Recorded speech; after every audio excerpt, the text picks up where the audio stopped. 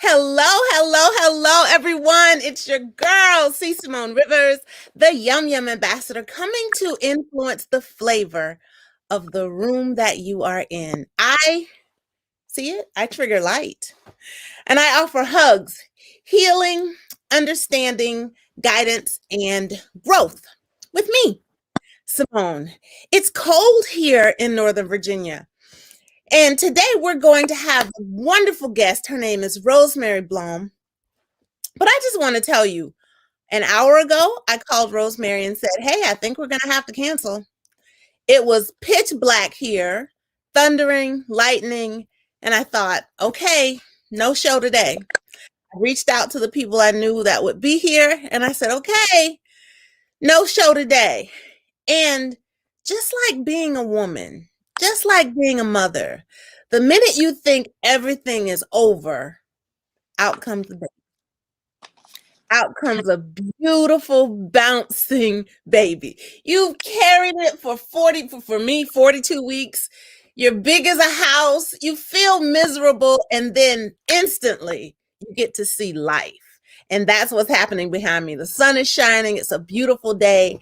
And I am so excited, so excited, so excited to have our second episode of the Mother Wit Roundtable broadcasting live on Facebook, on YouTube. Yay, yay, yay. And our guest today is Rosemary Blaum. Now, I will tell you, my first encounter with Rosemary was Blom. That sounds German. I like it. I like it. Because, I consider myself a Blurman. And just talking to her for 5 minutes opened my heart to so much. I am so, so, so happy to have met her. And I refuse to talk anything about your mother's story. It is one of the pivotal stories in this book. It moved me beyond my boundaries. And I thought, wow, your mother is a superhero. She is a superhero. She still is a superhero. So thank you for trusting me with telling her story. What a beautiful story it is. Welcome, Rose. Thank you so much, Simone. And thank you for trusting us to deliver the stories to the world that need to be heard. And thank you for making this opportunity available to so many of us coming up for Mother's Day. Yes, yes. Mother's Day is Sunday. Yeah. Now, I can tell you that I'm excited today. I'm in awe today because I've accomplished so many things in this day. But our episode is called Missing Mama. How your mother has transitioned a long time before mine. What do you do on Mother's Day to let her know that you're still thinking about her and to not fall into the doldrums of sadness? I need that advice today. You know, mothers don't want that. We don't want our children to feel that way. And so she just said, when I go, it's going to be a celebration and a party, because she knew she was going to a better place and escape from all of the hardships that we go through every single day. And so when I come across Mother's Day, it's not a sad time for me. It's a thank you for getting me enough umph and enough just power and charisma and stability and growth and wisdom to get to me to where I am today. So I count Mother's Day as a blessing.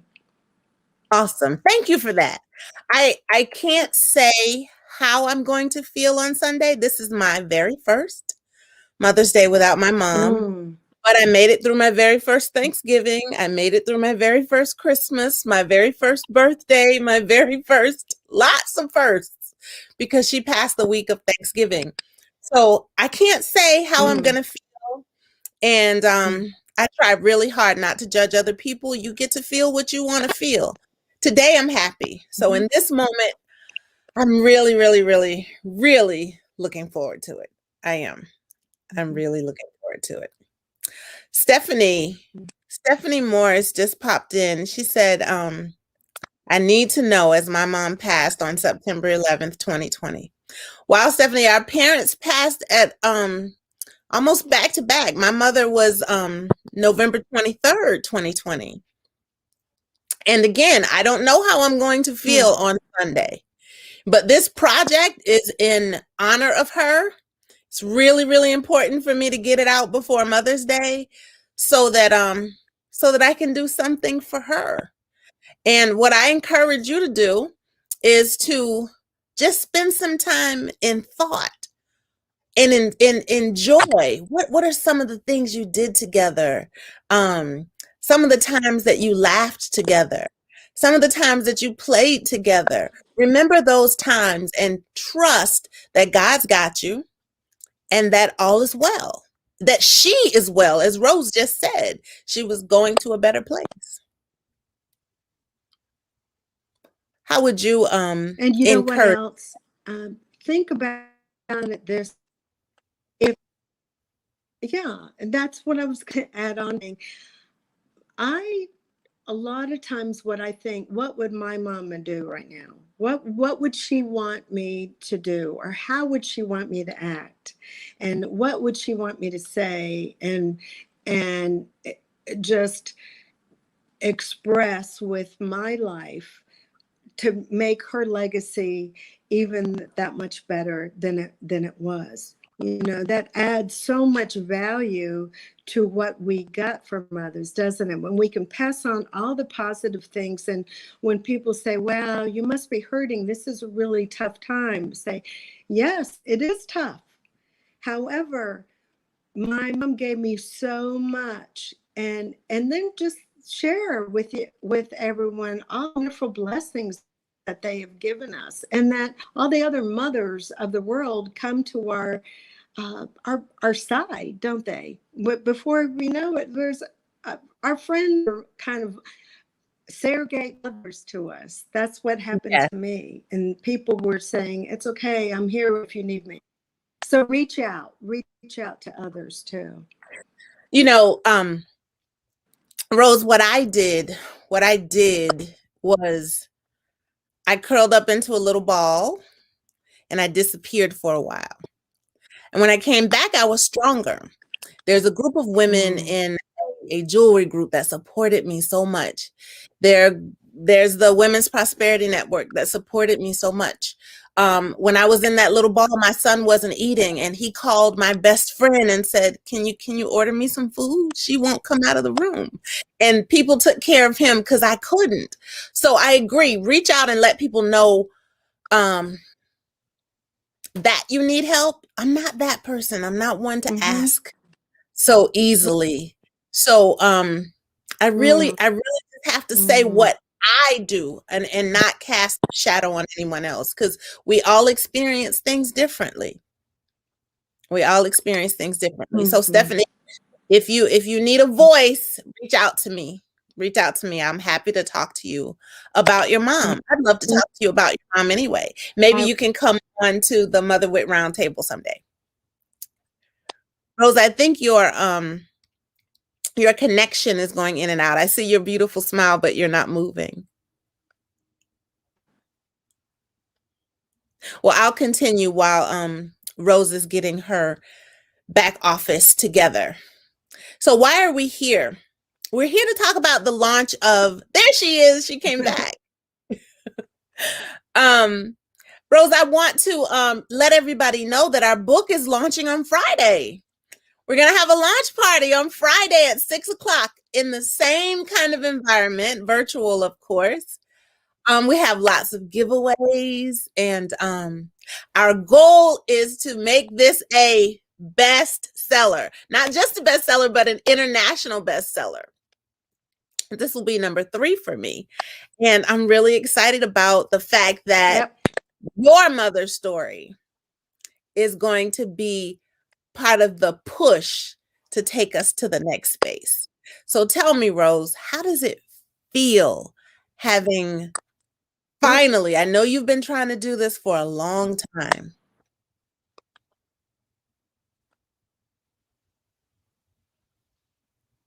Can you hear me? Mhm. For about, uh, I don't know. Yes, can you hear me? Yes. Oh, I don't know whether you can hear me. Yes, I can. I have been wanting to do this uh, since I was about 20. And I I wrote what got me through the hard times in the beginning when I couldn't relate and talk to my mom was to write. And I wrote and I wrote, and that was very just healing for me. It helped me realize that I could talk to her that way, and I I felt like she was there, right there with Mm. me. So that helped a lot. Inspired me so much. There are so many things that said that have helped so many people. As uh, a national women's motivational speaker, so not just to me, but to so many other people. She spread light everywhere she went. She triggered light as well, Simone, just like you. And she would say things like, you can if you think you can, if believe it. She would say, if you believe it, Rosie, you can achieve it. You have to put your mind to it. Whatever you think you can, you can. And Mm. so when I was a little girl, I just thought, okay, I can do anything I put my mind to, because that was into me from a young child. And she used to read, you remember this of the engine, the little engine that could, Yeah, the I little think I red can. I engine, think I and he can. would go up that hill and he would say, I think I can. yeah, I Think think I I can, I think I can. can. And he would, yeah, he would have such a hard time. And then he would, oh, I did it. And it was just, she said, that's what you need to be, like the little red engine. And That was one of that my helped favorite me stories as a kid. grow up.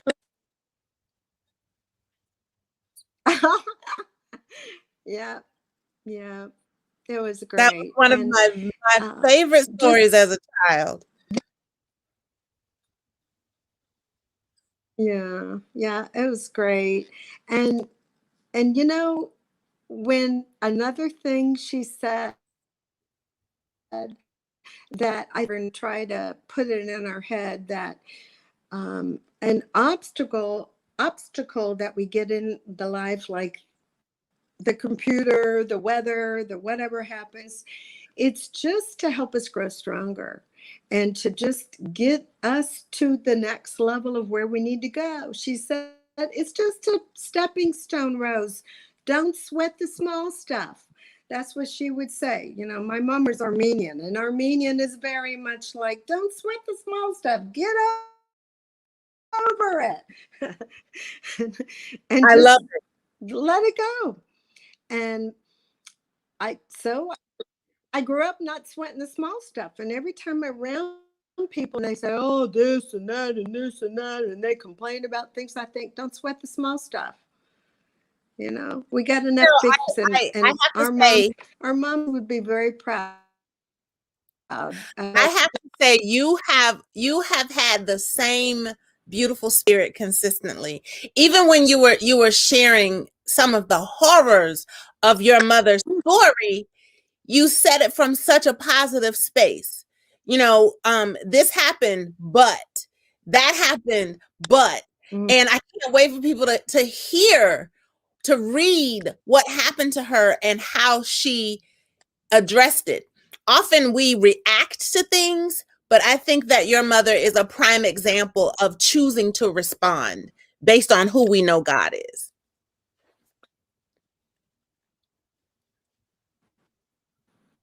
yeah, And so you spoke yeah, about that's so obstacles. true.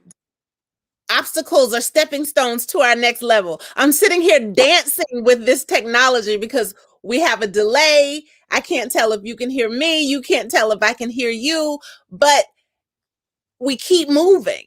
And if you keep moving like that little engine that could, eventually you're going to catch up. Eventually you're going to catch up. I want to thank our guests. We have Stephanie Morris here. We have Sandra Woodard here. We have Judith Ridley. Hello, my friend. We have Aisha. We have Nosa. We have Gwen. We have Shavaris. We have Trent. We have a man in the house. A man in the house. Yay. You know, there are two gentlemen in the book as well. And the stories that they share about their mom, you know, I have sons, and boys love their mother in a different way. They love their mother in a different way. Just beautiful ways of expressing the love of the woman that gave you life. That's all I can say. That gave you life. One of my friends says, moms don't give you life. They just bring you into the world. God gives you life. So we were the vessels to bring them into the world. So tell me, Rosemary, I know that you take care of your 96-year-old father who's doing really well. What else do you do with your time?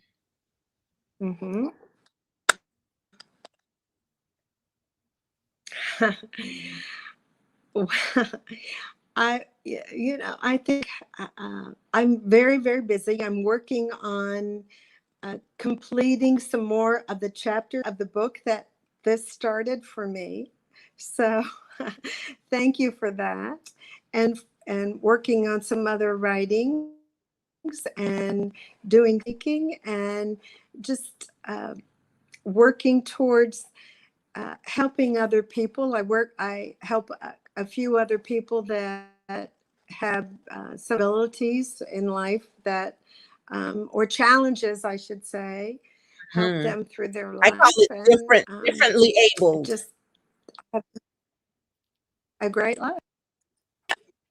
Yes, differently abled. Yes, And I like that. one of the things, that mom used to say is, she would say, every day is a new opportunity to make a new happy ending. And when she went through all her trials, the attitude, I think if we were to pass on to other people, to our children, to our friends and neighbors, is our attitude. We have a choice there, don't we? Yeah. To how we're going to face every single day. And when it's tough and we think, oh, I'm going to pull my hair out, we just, like we talked about a minute ago, take a deep breath, and it'll all work out. Somehow it makes us into a better person. It just, we had some tough times because we were individuals, and when I wouldn't want to go into the room and pout and just say and do the typical teenage thing and just retreat and don't talk to me and you don't understand me, she would write letters and say, to God in care of Rosie, and write me this long letter and throw it under my door. Oh, I like that. I think And I'm I gonna would try think, that with my son. oh, yeah, yeah, it worked all the time, because she would know when I'm ready to talk, I will talk, but at least she could get it out. And then I could just absorb all the positive things she was doing for me. And then we could talk when it was time for both of us to come together. So I would think that was a legacy I like to think that I'm passing on to my son. Because, no, mom, I don't want to talk about that now. I go, okay, okay, okay. And I think all in due time, because I got that from my mom when Well, I you know, I knew think it. that Again, everyone, we are talking about missing moms today. Both Rosie, as her mother calls her, and myself, our mothers are dancing with daffodils in heaven. I like that, the idea of that, seeing yellow all around her. Um, because Mother's Day is Sunday. And this book project, this program, the Mother Wit Roundtable, came about because when my friend Mark said it just the other day, he said, instead of asking God to change everything around you, ask God to change everything in you. And I don't have new tools. I just have new ideas and new ways of using the tools that she gave me. So I really appreciate you being here with me today. And I want to share something with you. Um, Last December 29th was my birthday, and it was my first birthday without my mom. And this was the last birthday present that my mom ever gave me. And I always collected elephants. I think everybody that knows me knows that I collect elephants. And the reason I collect elephants is because, and I shared this in the book as well, when I was a young girl, I came home crying one day because a boy, his name was Danny Moore, he called me an elephant. Now, all of Blanche's children, I'm Blanche's child, all of Blanche's children are well endowed in many ways, in many ways. So Danny called me an elephant. I came home crying and I was beside myself. He's always messing with me and he called me an elephant and he did it. And my mom said, well, what's so bad about being called an elephant? Do you know anything about them? So of course she made me do a research paper on elephants, and I found them to be the most beautiful, majestic pachyderms. There's so many things about them that I am. I'm loyal. I remember everything. I didn't get into my stride until I was 40. They don't reach full size until they're 40. So there's so many things about them that I was. And when I went back to school and Danny Moore called me an elephant, I smiled and said, thank you. So my mother taught me how to take back my power. And that's what I hear you saying about your mom. No matter what the obstacle is, you have all it takes. You have everything you need to overcome. So I appreciate her, and I appreciate my cute little elephant. See, it says, where's the camera? It says, see, Simone, never forget that I love you. And it was after she passed that I realized that it was a music box. I didn't even know until I came back from Florida. Wow. So that's how I remember. Those are the things, Stephanie, that I'm going to do. So I want to say hi to our listening audience again. My friend Valeria from Germany. Hello, my sister. So good to see you. Hi, Lavon. Hi, Angela. Hello, Nancy Matthews. And everyone else that is watching, thank you so much for being here with us today. Sandra says, my mom passed August 2016. And I always remember her telling me she wants me to live and enjoy life. Beautiful. Beautiful. They wouldn't want us to cry. That's right. Or maybe shed a tear, but not slow down our lives. And you know, I shared this with another group. When I saw my mom at the wake, that was the very first time I'd ever seen her rest. The very first time. So I think that their legacy is to stop, smell the roses, and enjoy your life. We'll see you soon, but not real soon. So I want to make sure that we don't go over our time. It's almost 6:30, and I'm going to give you the last word. So what would you like to share with our audience, Rosie? Yeah.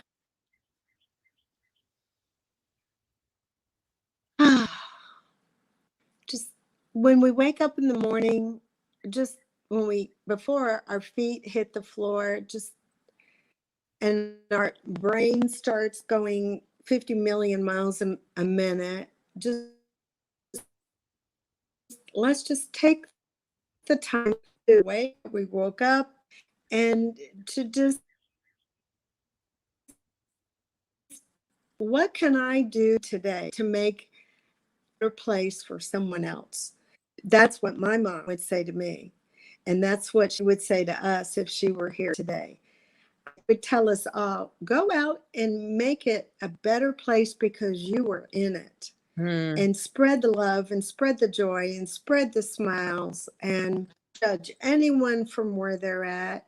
You, she had that little Indian saying, and I don't remember what it is, something about don't judge a man unless you've walked a mile in his It's too. moccasins, Mhm, something like that. mhm. And um, right? Have you heard that before? I Yeah. have. And so that's what I would say, just best we can and let others get to where they need to be, and they will it'll all work out. Life has a way of working out when we think positive and get our head together and don't let our emotions run our life. Okay, so That's what now she I'm would gonna say. start crying because my brother just came on the line and he said, Mommy used to say there's something good inside every bad lesson you learn. Mm, Now, as I was writing my portion of the book, I mm, realized that my brothers and sisters are much older than me. Um, I always say they were the rough drafts to the final copy. mm, That's what I say to them all the time. But every one of us experienced my mom differently. You know, my oldest brother was born in 1950. Life was different for my mother then. Life was different for women. Life was especially different for Black women. And 70 mhm, years later, my brother is 70 years old. I'm a different person. My mother, um, she had hope when I was born. She had a different set of standards when I was born. She got to see Barack Obama be president, and she actually lived before the Civil Rights Act was ever signed into law. So she had a breadth of knowledge about life, and I sat at her feet learning every little thing. So everybody experiences their mother different. Even if you say I love all my children the same, you can love them with the same depth of your heart, but their experience with you is always going to be different. And my brother and I, we experienced my mom very different. We experienced my mom very different. I appreciate you being here, Earl. Thank you. Well, with that said, Rosie, our book launches on Friday, May 7th at 6 p.m. live on yeah. Facebook. Yay. If you are not a part of the Triggering Light community, please join. It is an open public opportunity to get to know the Yum Yum ambassador and all of my friends. And that's where the launch party will broadcast live on Friday at 6 p.m. I have some prizes in store for you, some wonderful guests in store for you. And I'm excited. I'm excited to share with the world Rose Blaum's mother.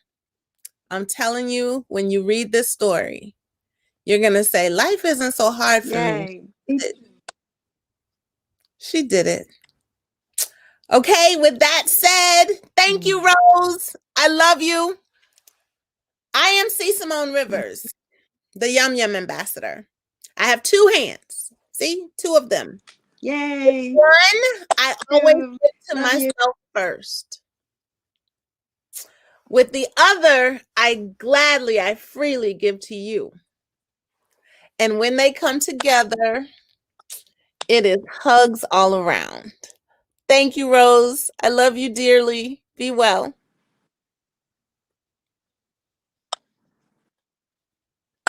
Love you too. Bye, everybody. Thank you for joining. Happy Mother's Day. Yes, happy Mother's Love Day. you. Bye.